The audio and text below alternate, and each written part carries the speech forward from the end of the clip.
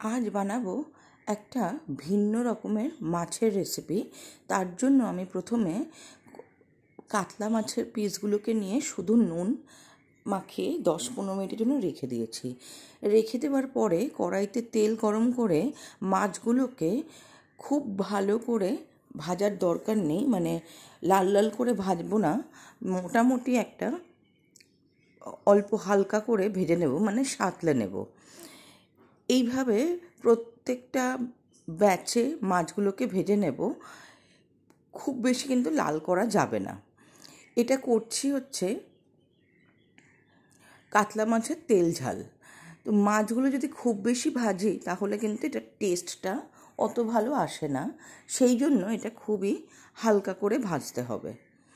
ভাজার পরে এটাকে উঠিয়ে নিয়ে আমি এরকমভাবে 3টে ব্যাচে মাছগুলোকে ভেজে নেব। আর এর সাথে আমি পরিবেশন করব পোলাও। বেসিক্যালি এটা গরম ভাতেও ভালো লাগে, পোলাওতেও ভালো লাগবে। এবারে এটাকে উঠিয়ে নিয়ে আমি পরের ব্যাচ একইভাবে ভেজে নেব। এই মাছের রেসিপিটা কিন্তু খুবই কম সময় লাগে আর খুবই অল্প কয়েকটা উপকরণে কিন্তু এটা তৈরি হয়ে যায়, আর খেতেও কিন্তু অসাধারণ একটা টেস্ট হয়। আর এটাতে লঙ্কার পরিমাণটা আর তেলের পরিমাণটা কিন্তু কার্পণ্য করলে চলবে না। এটাতে কিন্তু লঙ্কা আর তেলের পরিমাণটা দরাজ হাতে দিতে হবে। তো এবারে আমার মাছগুলো ভাজা হয়ে গেছে। ওই কড়াইতেই অল্প একটু তেল অ্যাড করে তার মধ্যে আমি ছোটো মাপের 2টো টমেটো পেস্ট দিয়ে দিলাম। দেওয়ার পরে আমি অল্প একটু জল অ্যাড করে খুব ভালো করে কষাতে থাকবো যতক্ষণ না টমেটোর কাঁচা গন্ধটা চলে যাচ্ছে। টমেটোর কাঁচা গন্ধটা যখন চলে যাবে তখন আমি আর একবার নেড়ে চেড়ে এর মধ্যে অ্যাড করতে থাকবো প্রায় 6 টেবিল স্পুন আদা বাটা। 8 পিস মাছের জন্য আমি 6.5 টেবিল স্পুন আদা বাটা দিয়েছি।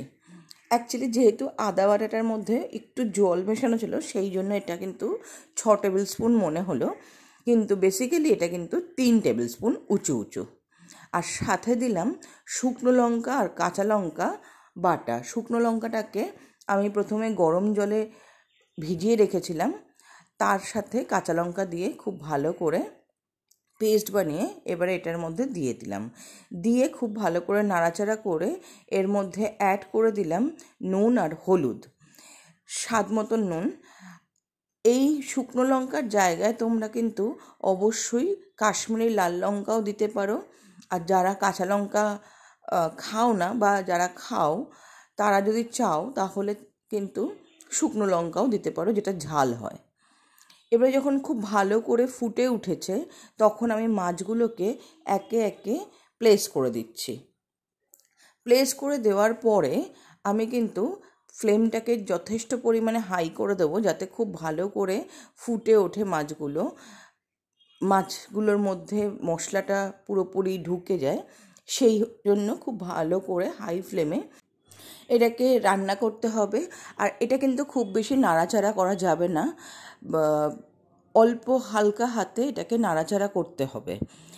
এইভাবে সমস্ত মাছগুলো প্লেস হয়ে যাওয়ার পরে যতটুকু তেল এটার থেকে রিলিজ হয়েছিল সেই তেলটাও এটার মধ্যে অ্যাড করে দিয়ে এবারে ফ্লেমটাকে খুব হাই করে রেখে হালকা করে খুন্তির সাহায্যে মাছগুলোকে একটু উল্টে পাল্টে দিতে হবে।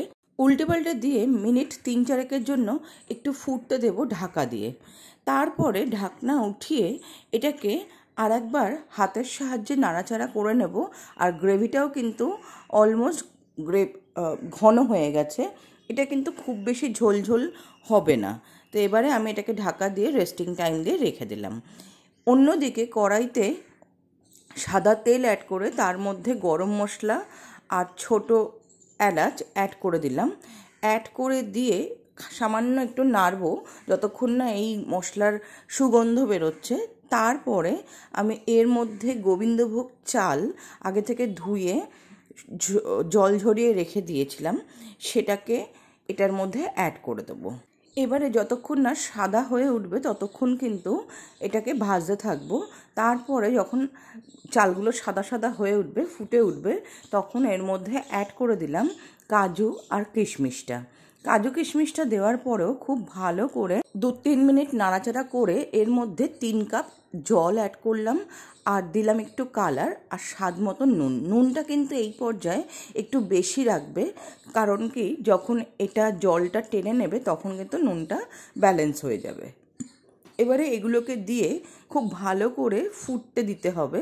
যখন চালের সাথে জলটা একেবারে গায়ে গায়ে হয়ে আসবে তখন একটার মধ্যে স্বাদ মতন চিনি অ্যাড করবে। চিনি অ্যাড করার পরে এটাকে ঢাকা দিয়ে রেখে দিতে হবে যতক্ষণ না জলটা পুরোপুরি গায়ের সাথে লেগে যাচ্ছে বা শুকিয়ে যাচ্ছে।